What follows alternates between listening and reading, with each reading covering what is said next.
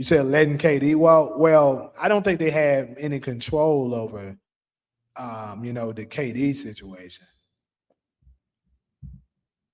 The KD situation. I'm gonna drop the link too for anybody want to come up. Even you, Brian Sessions, if y'all want to get cooked, you can come your ass up here too. But outside of yeah, the KD situation was a special situation because KD was gonna leave anyway. Like KD was gonna leave because he didn't like the situation. I think it was two important factors that made Kevin Durant leave. One, I think he was letting the shit bother him. How everybody was saying, he was a buzz rider. He went to Steph Curry's team. He did the weakest move in history. All of that stuff was getting to him. That you can't win without Steph Curry. All of that shit, right? And then, excuse me. And then on top of that, of course, the Draymond situation, what he did that Clippers game, right? And you know what's crazy? I was actually present for that Clippers game when Kevin Durant and Draymond got into it. So that there, because if you can remember, Kevin Durant said at that game, if you read his lips, he said, "That's why I'm out of here." He didn't like that shit. Now, of course, we know Kevin Durant went to the podcast later with Draymond and tried to kind of pin it on another situation. But anybody with sense, if you ask me, knows that that situation with the Draymond calling him all kinds of bitches and shit like that in front of everybody, creating all that controversy and all that bullshit. That played a huge factor. And then on top of that, the icing on the cake, I think how they misdiagnosed, his injury. When they diagnosed him as said it was a calf injury, when he first got injured against the Rockets in 2019. They diagnosed it and said it was just a left calf sprain, right? But everybody else that kind of knows any kind of knowledge of sports medicine in that nature knows that that looked like it was his Achilles, right? But they said it was a calf injury because they didn't want any panic. And then on top of that, they knew that they were close to getting a three-peat. Like they were about to be the first team to three-peat in over a decade. Because the last team to do it was the Los Angeles Lakers in 2002. So they wanted that championship bad so that they can three-peat. And that would have that would have cemented them as one of the greatest, dynasties in the history of the NBA because they would be only the third team to, do a three-peat since the merger.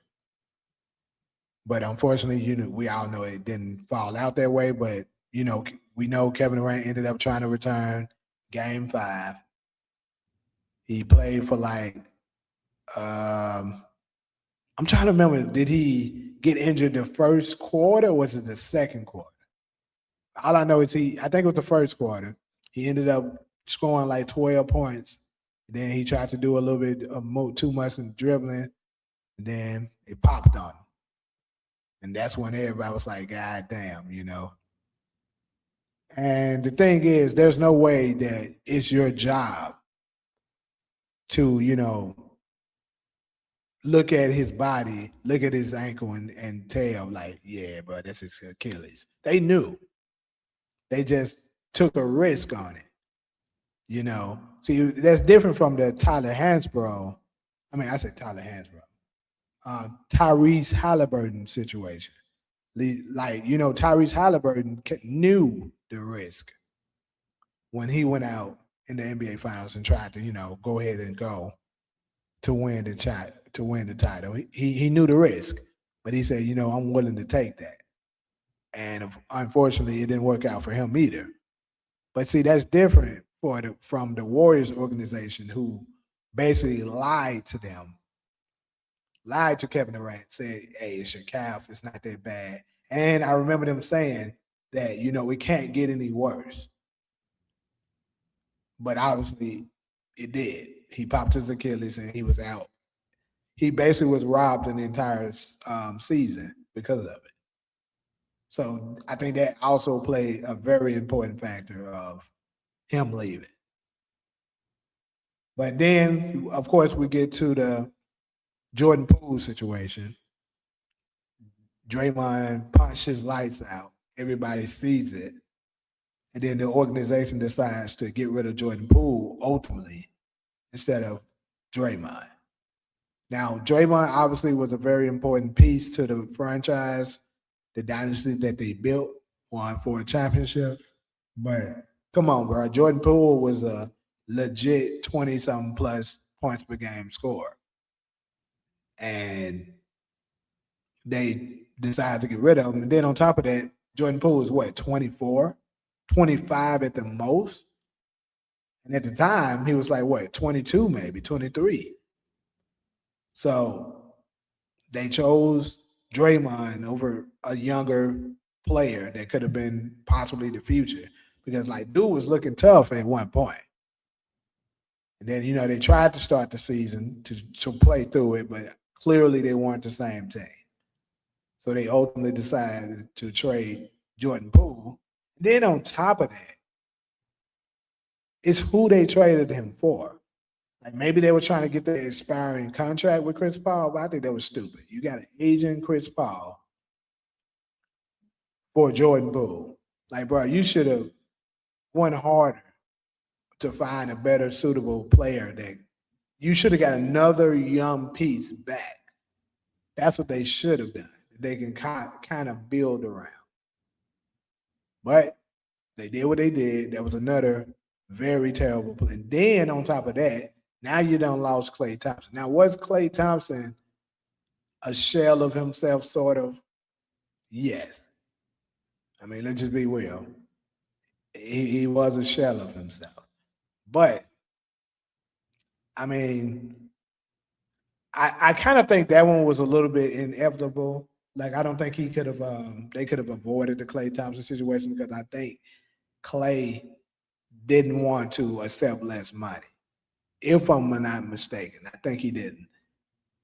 And that's on Klay Thompson's part. He should have did like the San Antonio Spurs organization did. The players, Tim Duncan, Manu Ginobili, Tony Parker, they trio, they all took less money, including Tim Duncan. They took less money so that they can all stay with the same team and ultimately to retire together for the most part. They kind of, well, they ain't retired together, but for the most part, they kind of left together. That's what they did. And, I think Klay Thompson didn't want to take less money. And he ultimately departed for Dallas, which I think he's absolutely regretting now. But anyways, that's another huge, huge factor in the downfall of the Golden State Warriors. And then you get to now more present. You pick up Jimmy Butler for, Andrew Wiggins and whoever else was a part of that trade. I can't quite remember. It looked like it was kind of going to work at one point. Like, I truly believe if Stephen Curry didn't get injured in that Wolves series, they would have easily won that series. And I believe with the young Thunder team and how they struggled against the Nuggets and against Indiana, I think Golden State Warrior could have beaten them.